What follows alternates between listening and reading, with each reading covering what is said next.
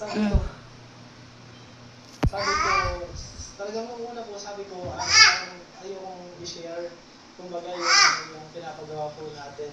Hala, sige. So, na-realize ko po kasi na makikita din naman po ng lahat dahil nga pupunta naman dito ang Oy! Bihero team. Kaya naman sabi ko, Hala. sige, okay lang din siguro na na-share na rin natin. Ayan. Kung ano. Sige. Yeah. Yeah. Laglag ka dyan. Ngayon pa Oh. ko sa inyo.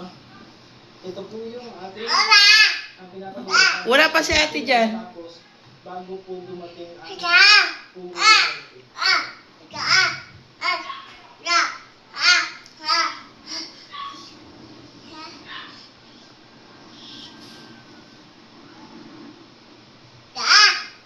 Ayan. Kita niyo po ba?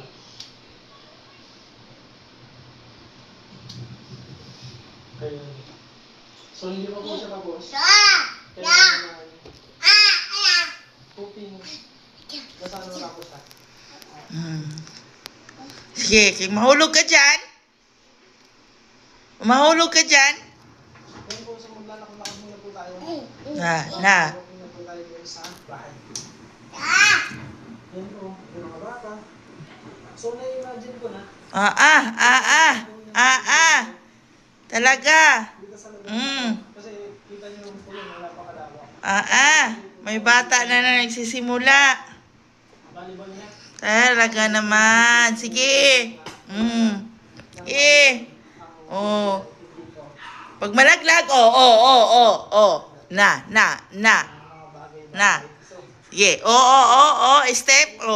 Walang hawakan. Dito, baba. Kasi siyempre kakaibang experience naman ko.